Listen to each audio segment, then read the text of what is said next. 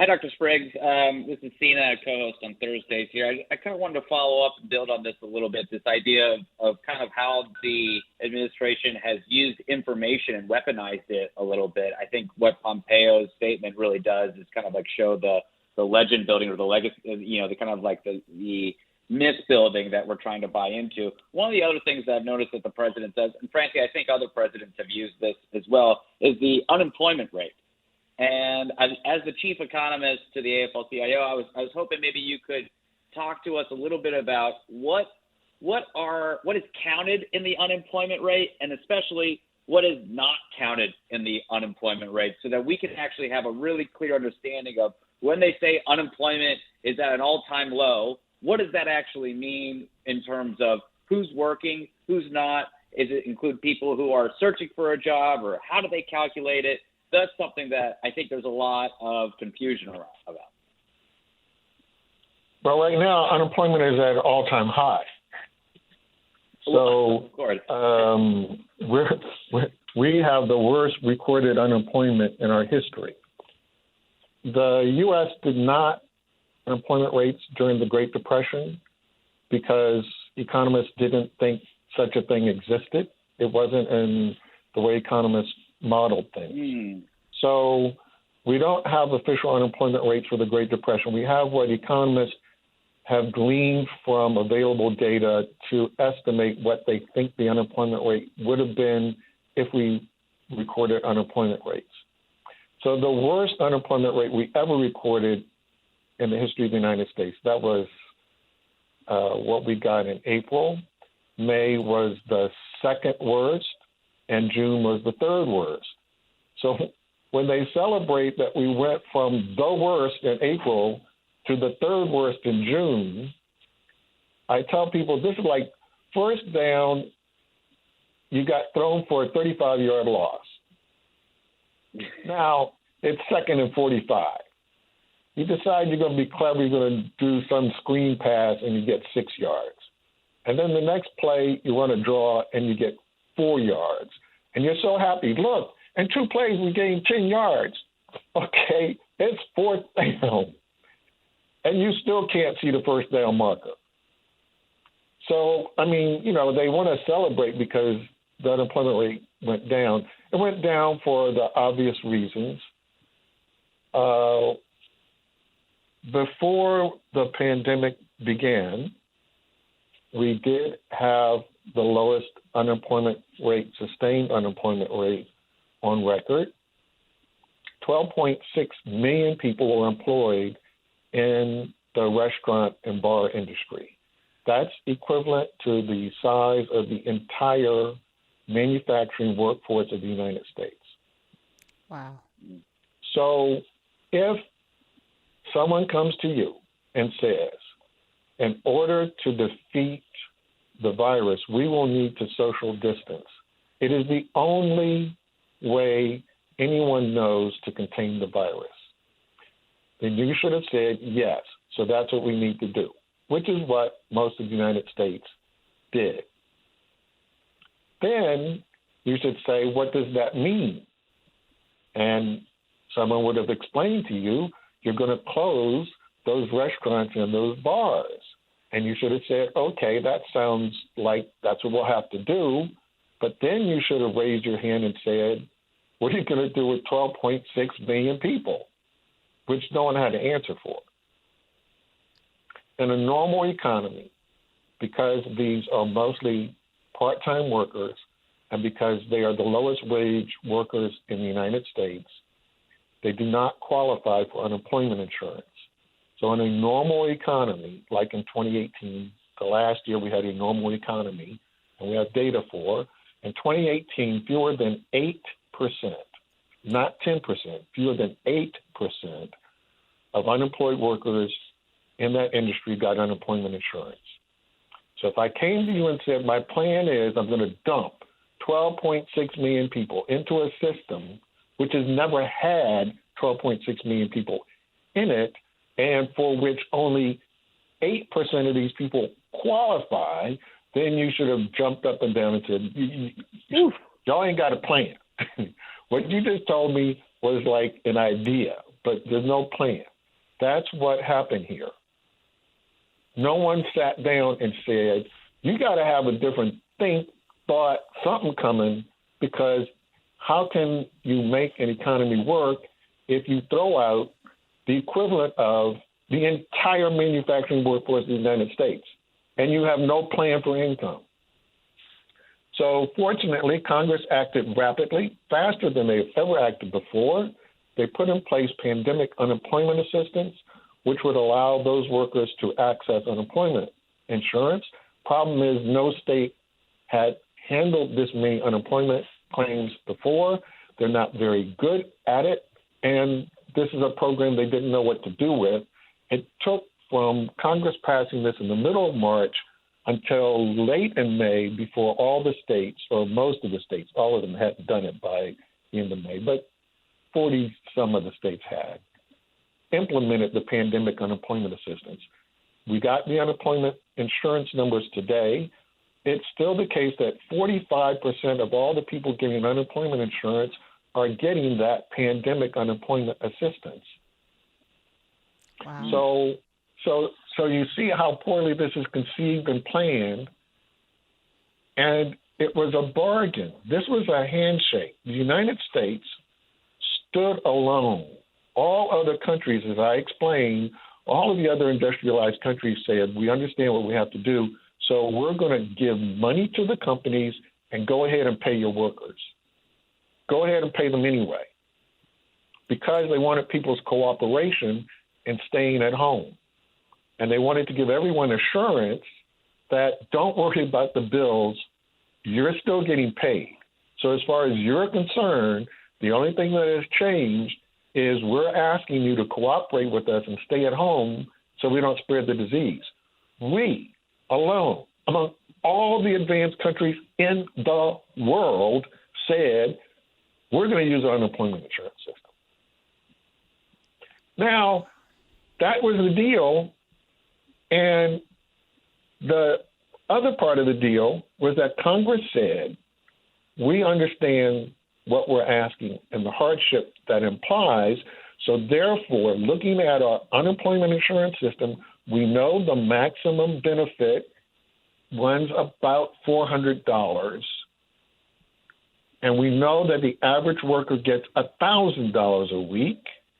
So in order to make sure that we're not hurting the average worker, we're going to add $600 to everybody's unemployment check.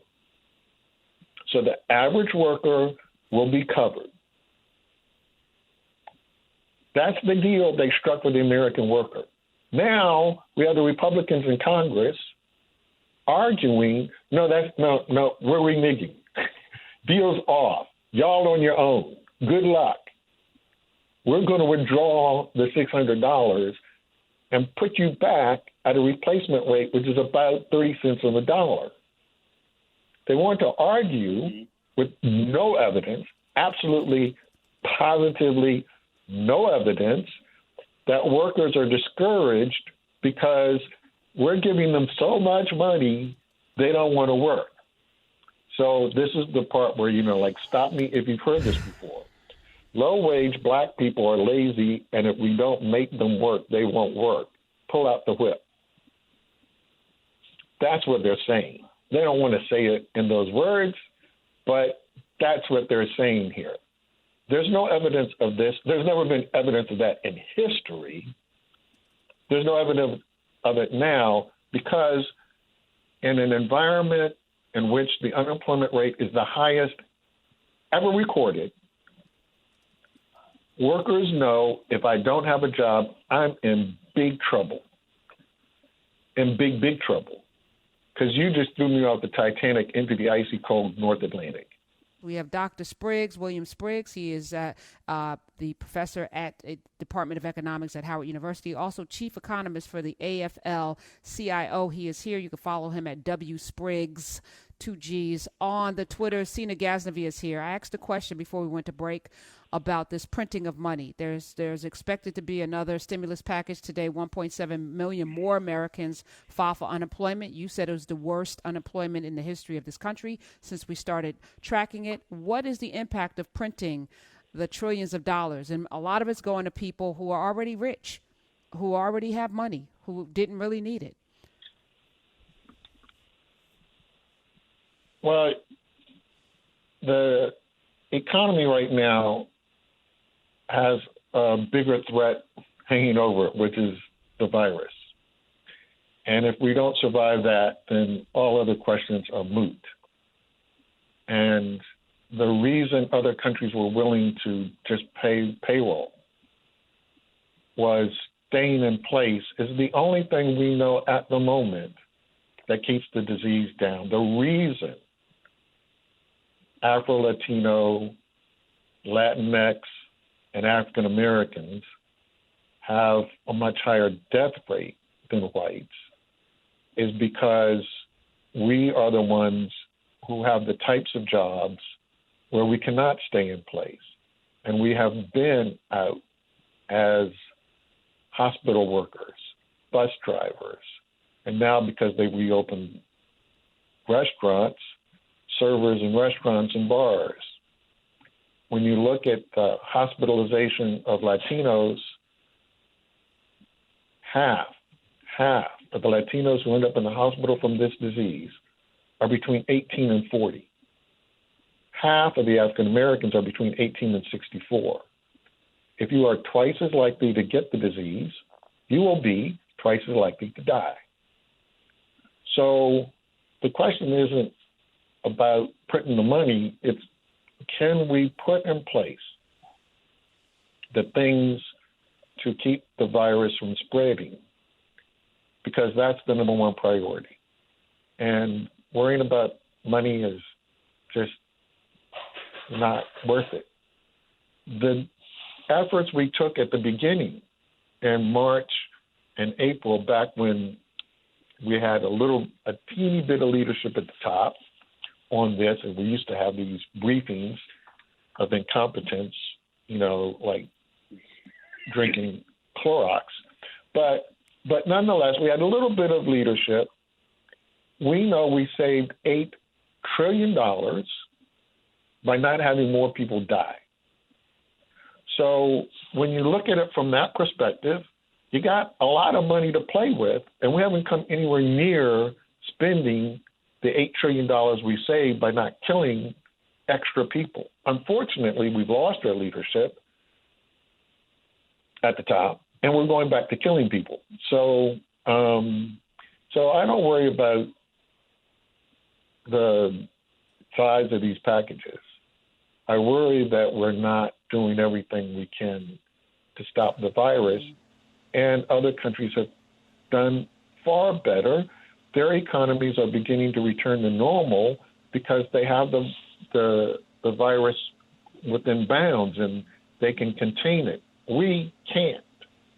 So we should move to New Zealand? There's all this optimistic news that, we may have a vaccine, but the vaccine will be much more potent where you only have a few cases. It's difficult to know with certainty how well the vaccine will be a solution in the U.S., where you have unlimited. We have 4 million of the 15 million cases in the world. So it's getting close to a third of all the cases are in the United States, and at that, well, a fourth. It's a little over a fourth.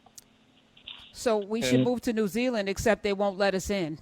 So nobody's letting us in. So that's the solution. I had all sorts of escape routes ready, but yeah, he messed it up so badly. It's not clear what our escape route is. No, our solution is to change leadership. This election is the most important election we will ever have because we're facing the annihilation of ourselves, and it's important for people to be on the phone with their senators right now because the Republicans want to kill the economy on top of killing us. If they don't pass what the House already passed, the House of Representatives already passed the HEROES Act, which extends the $600, which gives the state and local governments the resources they need to fight the disease, because the state and local governments have been running out of money too. If we don't do that, September and October are going to be absolute nightmares.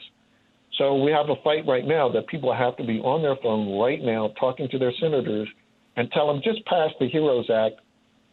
Don't do something else, because whatever it is they're dreaming up is inadequate and doesn't address the issue. And as you said, so much of the Republican bill is just, as you were mentioning, a dead weight loss. If I give money to the people who already have money, we already know the people who have money aren't spending it, and they're not spending it because they have the luxury of staying at home and avoiding the disease, which means they're not going out buying cars, buying homes, and the types of consumption that fuel the economy. They're not doing it. Giving them more money isn't going to make them do it. So getting money to the people at the bottom has stabilized consumption at the bottom. And that's vital for grocery stores and the other services that the rest of us have been relying on. People eat per capita. We don't do housing per capita because rich people consume most of our housing. We don't do autos per capita because rich people consume a disproportionate share of our autos. Food, however, is about per capita. So for grocery stores, if you tell them, I'm taking away 30% of your customers, I'm taking away 30% of your revenue. Most grocery stores can't make it if you take away 30% of the revenue. So this is vital for the economy, and it's vital for the rest of us who can still go to grocery stores, that the grocery stores are able to survive.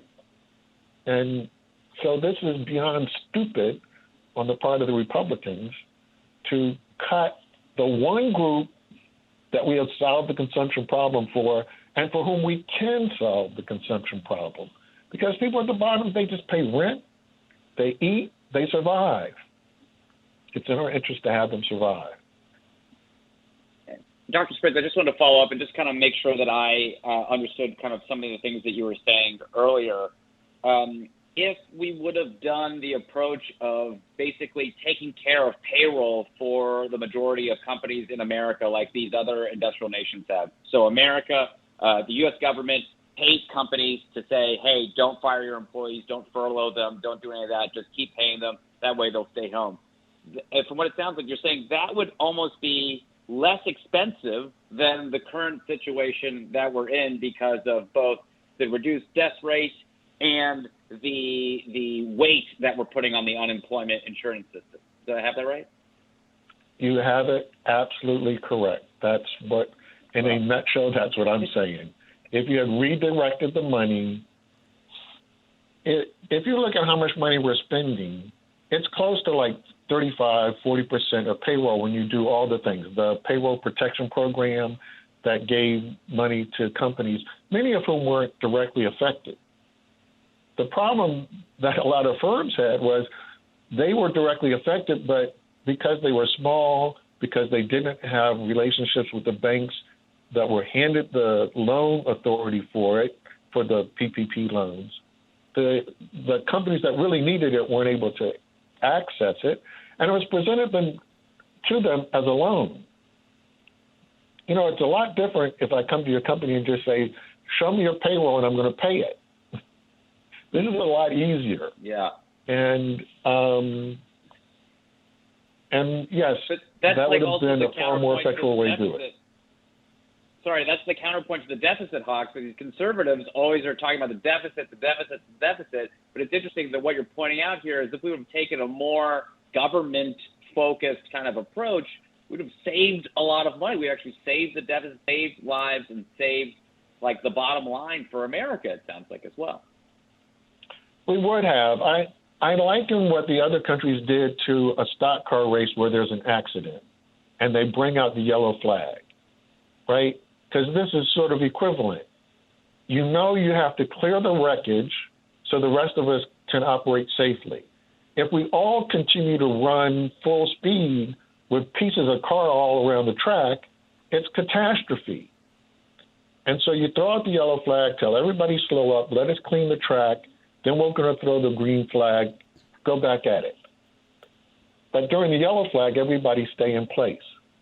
we're going to have huge scarring coming out of this because that's not the approach we took. So coming out of this, you have Walmart, Amazon, both gaining tremendous market share at the expense of their competition because we said, just run at it. And we told others, you got to slow down. And so we're going to have a big problem coming out of this that to catch up with Amazon, to catch up with Walmart is going to be very difficult.